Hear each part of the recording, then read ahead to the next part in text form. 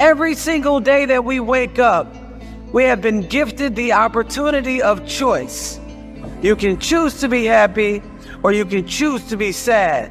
I don't care what your situation is. You should never allow your situation to define who you are as a person. The outside is the physical manifestation of what goes on inside the brain. Things do not just happen. No one just rear-ends your car. You don't just become broke. Broke is a mindset. Things don't just happen. Your pocketbook is not just below balance or on zero. You're not just overweight, just by chance you're just overweight. Things don't just happen. Your words can trip you. What you say can cause you to stumble. It can keep you from your potential. You're not snared by what you think. Negative thoughts come to us all. When you speak them out, you give them life. That's when they become a reality.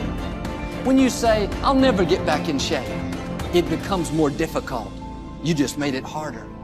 When you say, I never get any good breaks, that stops the favor that was ordained for you. If you say, I'm not that talented, I don't have a good personality, that is setting the limits for your life. That is calling in mediocrity. So the recognition that negative thinking and unhappy states actually do nothing to change anything. If anything, they make it worse. So if there's enough awareness and you can suddenly look at that, and then you can ask yourself from the deeper perspective of awareness, do I want to continue to think these thoughts? Is that helpful or good? Do I really want that? Ask yourself, what is my limiting step? What is the one factor that determines the speed at which I achieve my goal, or whether I achieve it at all? Once you've answered this question, you can move on to making a plan for how to accomplish your goals by eliminating this limiting factor.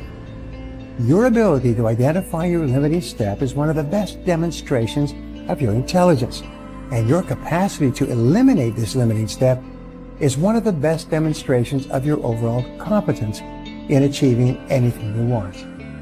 It's our thoughts that are manifesting this world. Now you could say that's a spiritual thing, and now I say not only is it spiritual, now it is fundamental basic science of the universe.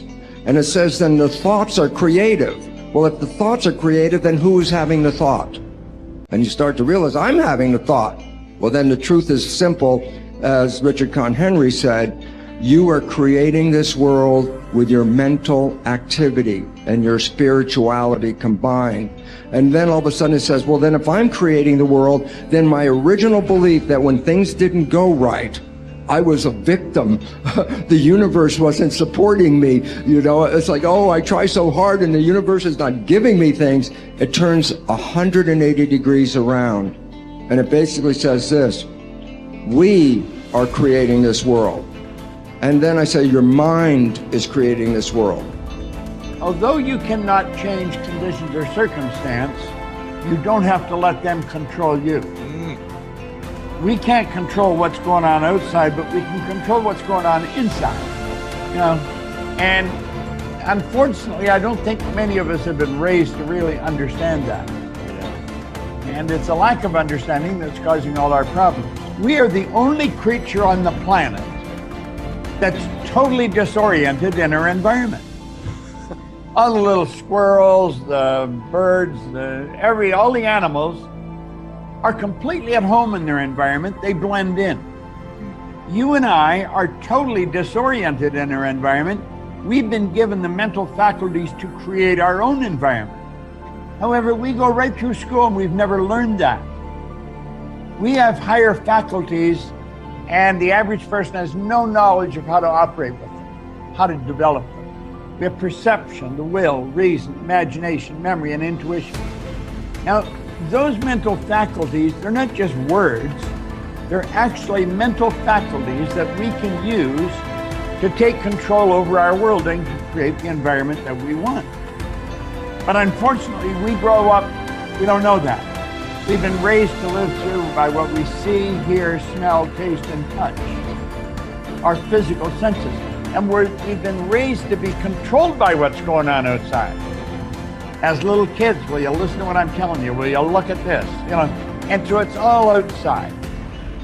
We get our report card, and that tells us what kind of student we are. But it really tells us where our mind was at for a few minutes 3 weeks ago. Got nothing to do with who we are. So I think we're raised in ignorance, actually. There's a very small percentage of the population that have a reasonably clear understanding of who they are and what they're capable of doing. But the ones that do are in the minority. People think that the purpose of memory is to remember the past. And that's not the purpose of memory. The purpose of memory is to extract out from the past lessons to structure the future. And that's the purpose of personal memory. And so you're done with a memory when you've extracted out the information that you can use to guide yourself properly in the future. So if you have a traumatic memory, for example, that's really obsessing you, if you analyze that memory to the point where you figured out how you put yourself at risk and you can determine how you might avoid that in the future, then the emotion associated with that goes away. So memory has a very pragmatic function. And cultural memory is the same thing, is that we need to extract out stories from our past that structure our future. And we need that because, well, first of all, if you don't have a purpose, let's say, it isn't that your life becomes neutral in a meaningless sense. It's that your life becomes characterized by unbearable suffering, because the baseline condition of life is something like unbearable suffering.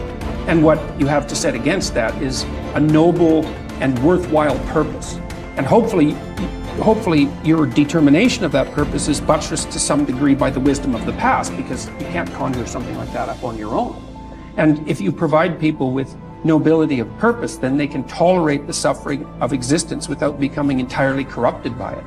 And cultures that don't do that, it isn't even so much that they die, it's that cultures that don't do that are dead. They're done. They don't have a story anymore. They don't have a call to adventure. And then, well, then everyone suffers stupidly as a consequence. It's a very bad thing. So Churchill made the same observation that many of the great psychologists and philosophers made in the early part of the 20th century. It's like, bring the story forward and propagate it and make it the most noble possible story. And then you motivate people to transcend themselves, which they need to do. So yes, he's exactly right in his diagnosis. In order for us to become abundant, we have to overcome the old personality. And that's 95% of who we are, right? Yes. So then, the side effect of the beginning of this process is a lot of discomfort. It is a lot of discomfort because you're stepping outside the known into the unknown, and now you can't predict. It's scary. No, you'd rather hold on to your lack. The pain, the suffering. Rather tell the story of that. At least it makes you feel something that's familiar. Mm-hmm. When you step outside and you're saying, I'm not going to complain about money any longer. I'm not going to complain about I don't have any. I'm not going to judge other people who do. I'm not going to say I can't. I'm not worthy. It's never going to work. All those things got to go. I'm not going to feel lack. I'm not going to feel unworthy. I'm not going to feel separation. I'm not going to feel resentment. These are the things that are keeping my reality the same. Now it's no longer about abundance, it's about who you become. Mm-hmm. The most successful people are long-term thinkers. They look into the future as far as they can to determine the kind of people they want to become and the goals they want to achieve. They then come back to the present and determine the things that they will have to do or not do to achieve their desired futures. This practice of long-term thinking applies to work, career, marriage, relationships, money, and personal conduct. Successful people make sure that everything they do in the short term is consistent with where they want to end up in the long term. They practice self-discipline at all times. You see this willingness to sacrifice in people who spend many hours and even years preparing, studying, and upgrading their skills to make themselves more valuable, so that they can have a better life in the future, rather than spending most of their time socializing and having fun in the present. Your ability to think, plan, and work hard in the short term, and to discipline yourself to do what is right and necessary before you do what is fun and easy, is the key to creating a wonderful future for yourself. Your ability to think long term is a developed skill. As you get better at it, you become more able to predict with increasing accuracy. what is likely to happen to you in the future as the result of your actions in the present. This is a quality of the superior thinker. The common denominator of success was that successful people make a habit of doing the things that unsuccessful people don't like to do. And what were these things? It turned out that the things that successful people don't like to do are the same things that failures don't like to do either. But successful people do them anyway because they know that this is the price they have to pay if they want to enjoy greater success and rewards in the future. Successful people are more concerned with pleasing results, whereas failures were more concerned about pleasing method. Successful, happy people were more concerned with the positive, long-term consequences of their behaviors, whereas unsuccessful people were more concerned with personal enjoyment and immediate gratification. The top people were those who were more concerned with activities that were goal-achieving, whereas average people were more concerned with activities that were tension-relieving